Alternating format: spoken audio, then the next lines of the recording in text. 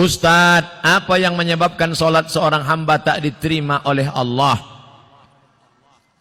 Irji ila sholatika fa innaka lam tusalli. Ulangi sholatmu karena sholatmu batal. Diulanginya lagi. Irji ila sholatika fa innaka lam tusalli. Ulangi lagi sholatmu karena sholatmu batal. Diulanginya lagi. Irji ila sholatika. 3 kali ulang. Kenapa sholatnya disuruh ulang sampai 3 kali? Karena tidak ada tuma'ninah. Idza aqamta, kalau tegak, hatta tatma'inna qa'iman, tegak. Kalau ruku, hatta tatma'inna raki'an. Subhana rabbiyal azim, subhana rabbiyal azim, subhana rabbiyal azim, subhana rabbiyal azim wa bihamdih. Kalau sujud sampai tuma'ninah. Kalau salat di Masjid Baitur Rahmah pasti tuma'ninah, karena imamnya yang biasa orang tak tuma'ninah, salat sendiri macam bambu di hembus angin. Allah Allah Allah Allah Allah Allah Allah Allah Allah. Selesai. Maka sholat berjamaah. Alhamdulillah, adik-adik mahasiswa-mahasiswi Baitur Rahmah pasti sholatnya ada tumakninah karena sholat berjamaah bersama imam. 2 yang menyebabkan sholat batal. La sholat, sah sholat liman lam yaqra' bi fatihatil kitab. Fatihahnya tak betul. Fatihah rukun sholat, luruskan. Bismillahirrahmanirrahim. Alhamdulillahi rabbil alamin. Ar-Rahmanir-Rahim. Maliki yaumiddin. Iyyaka na'budu wa iyyaka nasta'in. Ihdinas siratal mustaqim. Siratal ladzina an'amta 'alaihim ghairil maghdubi 'alaihim waladdallin. Amin. Betulkan Fatihah. Ngaji Iqra. Ngaji Iqra. Seandainya tak ada ulama dari Minangkabau, mungkin saya tak pandai membaca Quran. Jadi Ustadz dulu ngaji sama siapa? Ulama-ulama Minangkabau yang mengajarkan mengaji. Alif di atas, alif di bawah, i alif depan, u, a, i, u. Di atas itu kan dari Minangkabau. Alif 2 di atas, an, alif 2 di bawah, in, alif 2 di depan, un, an, in, un. Yang tahu berarti udah tua. Anak-anak kini tidak tahu itulah. De apo guru mengaji nan kini bukan dari Minangkabau tapi dari Yogyakarta. Jenenge sopo? Kiai Haji As'ad Humam. A bataba batata batata batasa basaba. Yang dulu hampir seluruh Sumatera itu guru dari Minangkabau. Alif di atas a, alif 2 di atas an. Mengalir pahalanya. Jangan sampai Fatihah tak betul. Apa kiat hijrah? Bagaimana cara agar kita tetap istiqamah? Yang pertama, selalu pergi ke rumah sakit. Balik dari sini, jangan pulang ke rumah, pergi ke rumah sakit. Nanti kalau security nanya, mau kemana mbak? Mau nengok orang sakit di rumah sakit. Mau ruangan berapa? Sadonan di siko, ingin ambo calia. Saya kalau diajak jamaah, Ustadz ayo kita ke ruang ICU. Datang, tulis dia teh ICU, artinya ICU. Ambo mencaliak waang tak bisa mencaliak ambo. Nampak di sana orang cuci darah, keluar darah dari dalam badan, masuk ke selang, masuk ke mesin, dicuci 5 jam, masuk lagi. Sakitnya berapa? Duitnya berapa? Maka kita yang sehat bersyukur nikmat sehat dengan banyak-banyak beribadah. Tak juga bersyukur nengok orang sakit, pergi ke kubur menengok orang mati. Mim dia mata ya bawati, mati. Tengok bagaimana, apa yang akan dibawa? Tinggal akan dibawa solat. Inna awwala ma yuhasabu bihil abdu yaumal qiyamah. Yang pertama kali dihisab, dihitung hari kiamat, solat. Yang ketiga, buat komunitas. Komunitas alumni Baitur Rahmah. Buat satu contoh sekolah percontohan, madrasah tahfiz Quran alumni Baitur Rahmah. Anak yatim, uang sekolahnya tanggung, guru-gurunya. Kalau sudah ada, yang sudah ada itu aja jaga. Alumni pulang dari sini, buat ikatan alumni, pergi cari mana sekolah. Pak Kepala Sekolah, ya, berapa guru yang belum digaji, berapa anak yatim yang belum bayar uang sekolah, berapa kursi yang patah, berapa whiteboard yang rusak, berapa papan tulis yang bolong, berapa atap yang perlu diganti. Bapak mau ganti? Enggak, bertanya saya mau. Bantulah, itu yang akan membuat kita istiqomah insyaallah. Saya sebelum datang ke Kota Padang, kami tidak dari Payakumbuh. Padahal kalau dekat dari Pekanbaru dekat Payakumbuh, tapi kami mutar ke Indragiri Hulu, masuk ke Kuantan Singingi. Kenapa? Karena menyalurkan dana untuk mendirikan madrasah ibtidaiyah di suku terasing di dalam hutan.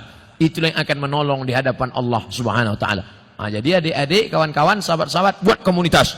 Saya banyak ceramah ke tempat-tempat, bertemu dengan komunitas. Ustaz Somad, kami dari komunitas. Apa namanya?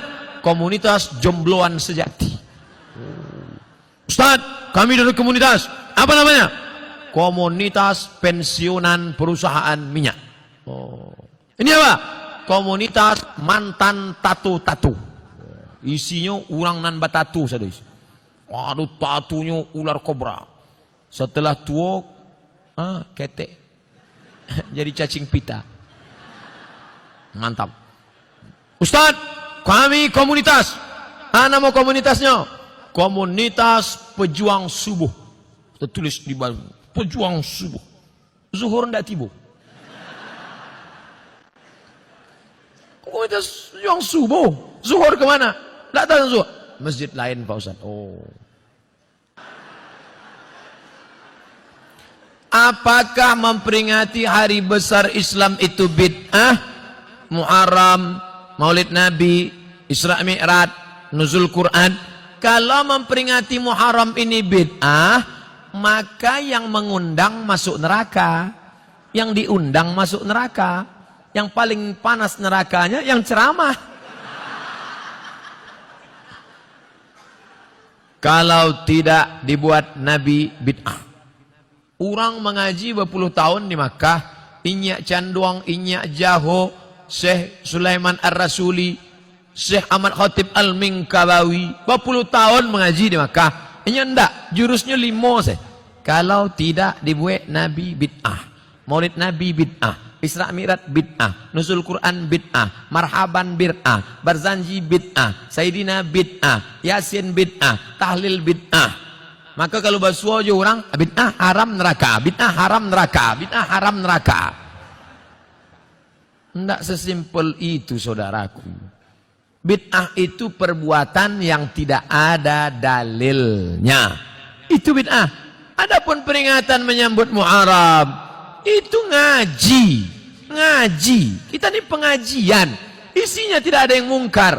Mengingatkan lagi umat tentang bagaimana menyambut satu Muharram, bahwa kita punya kalender hijrah, kita harus betul-betul pindah, membangkitkan semangat membangun masjid, menyekolahkan anak ke sekolah lembaga yang peduli pada sholat berjamaah, mengingatkan tentang yang ulang tahun jangan membuat perbuatan mungkar, tapi dengan berbagi bersedekah kepada fakir miskin anak yatim. Maka dalam rangka watawasau bil haq watawasau bis sabr, maka akan datang masjid-masjid surau langgar musalla buat. Ini habis satu Muharram, Safar, Rabiul Awal. Acara Rabiul Awal buat Maulid Nabi dengan cara peringatan Maulid Nabi, puncaknya tanggal sekian. Seminggu sebelum itu adakan lomba jadi imam, lomba muazzin, lomba barzanji, lomba marhaban, sehingga malam itu nanti hadirkan ustadz mubaligh penceramah supaya dicuci lagi akidah, dibersihkan daripada kemungkaran. Bagaimana pengertian bid'ah itu Pak Ustadz? Sebagai beberapa bid'ah itu, karena di masjid kami tak pernah mengadakan memperingati hari-hari besar Islam. Peringati hari besar Islam, undang alim ulama, adakan pengajian. Adapun definisi bid'ah, kalau tidak ada dalil, maka bid'ah. Selama ada dalil umum, selama masih dipayungi oleh tausiah, isi kajiannya adalah tausiah. Nanti maulid Nabi, tausiahnya tentang akhlak-akhlak Nabi, tentang sejarah Nabi. Nanti bola habis maulid Nabi, Muharram, Safar, Rabiul Awal, Rabiul Akhir, Muharram, Safar, Rabiul Awal, Rabiul Akhir, Jumadil Awal, Jumadil Akhir, Rajab, Isra Mi'raj. Isra Mi'raj tausiah lagi. Isinya tentang bagaimana cara solat Nabi. Karena Isra Mi'raj adalah peristiwa pengambil solat. Habis Rajab, Sya'ban menyambut Ramadan. Ramadan nuzul Quran. Syawal halal bihalal. Itu momen-momen persatuan umat. Pokoknya masjid yang belum membuat, buat. Susun kepanitiaan. Ramai. Dengan ramai begini yang selama ini imannya down, lemah, menengok ramai. Rupanya ramai juga umat Islam. Ternyata sholat subuh aja yang sunyi. Kalau tablik akbar ramai juga. Itu makanya Idul Adha itu disuruh istri ikut menengok pemotongan, anak gadis dibawa. Untuk apa? Karena ada orang menengok orang ramai, bangkit semangatnya, hidup jiwanya. Makanya Idul Adha suruh anak istri ikut datang memotong, menengok pemotongan. Orang Islam ternyata ramai juga kalau bagi-bagi daging kambing. Untuk apa itu? Show menunjukkan force, kekuatan. Orang luar melihat kita. Ini kalau video ini di-share, tunjukkan bagaimana yang di luar sana menonton lewat layar, share ke seluruh Indonesia, share ke seluruh dunia. Orang berpikir dua kali, jangan usir Ustaz Somad. Itu datang nanti pasukannya dari bumi Minangkabau. Jangan macam-macam dengan orang Minang. Kemana bumi dipijak, di situ awak membuka rumah makan. Di setiap penjuru negeri ini ada rumah makan Minangkabau. Macam-macam mereka. Saya ceramah di Sydney, di Australia, diajak makan di rumah makan orang awak Minangkabau. Gebu Minang di Sydney. Duduk saya. Ustaz Somad, senyum-senyum. Ya, ambolah lama di Australia. Labara tahun Pak, 35 tahun di Siko Ustaz. Orang kita di mana-mana ada berada. Oleh sebab itu maka ini adalah syiar kekuatan. Bangkitkan semangat. Saya sudah ceramah 1 jam 30 menit, 90 menit. Anak-anak muda dari tadi tetap tegak berdiri. Bayangkan itu. Pahalanya mudah-mudahan berlipat ganda insyaallah. Yang tegak berdiri pahalanya 2 kali lipat daripada yang duduk. Begitu cara menyenangkan hati orang yang berdiri-berdiri.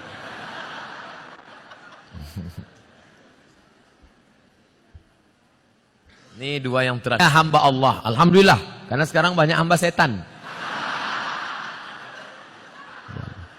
Bagaimana pembagian warisan kalau suami meninggal tapi meninggalkan sebuah rumah dan anak 6 orang, 5 perempuan, 1 laki-laki.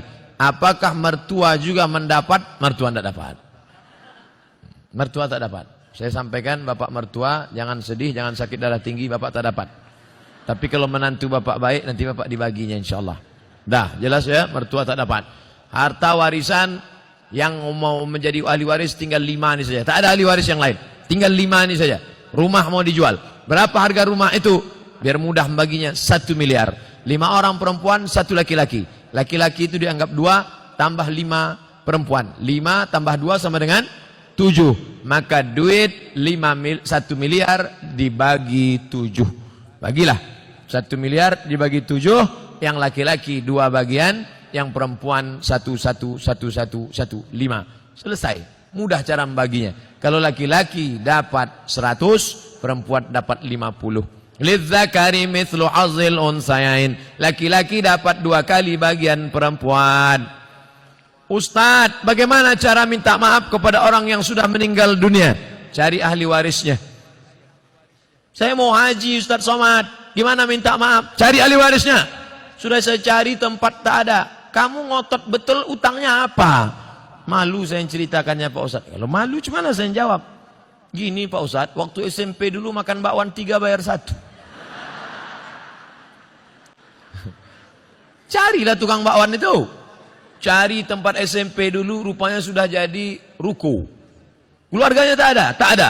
Ahli waris tak ada? Tak ada. Hitung berapa utangmu, bayarkan ke fakir miskin, anak yatim, masjid, masalih ammah. Begitu cara membayar hutang. orang yang sudah meninggal dunia. Hitunglah, berapa dulu bakwan yang kamu makan? Yang libur cuma Sabtu Ahad aja Ustaz. Senin, Selasa, Rabu, Kamis. Memang kelas bakwan luar biasa. Nah, hitunglah. Kelas berapa kamu makan? Dari 1 SMP sampai kelas 3 SMA. Tampeknya sama, pindah-pindah beberapa tampek. Nah, hitung surang. Hitung surang. Karena ada rumah makan ambiak surang, hitung surang. Nah, hitung, sudah dapat nanti, serahkan ke fakir miskin, panti jompo. Habis itu doakan dia, Allahumma ighfir lahu warhamhu wa'afihi wa'fu anhu wa akrim nuzulahu wafsi' madakhalahu. Ampun tak lo dapat bahasa Arab Pak Ustaz, bahasa awak. Iko banyak mana dosa bakwan nan dimakan. Tapi jangan kareh-kareh dah ngadek orang sebelah. Mintakan ampun dia kepada Allah. Allahumma ja'al jannata maswahu, jadikan kuburnya sebagai salah satu taman surgamu. Jangan jadikan kuburnya salah satu lubang neraka.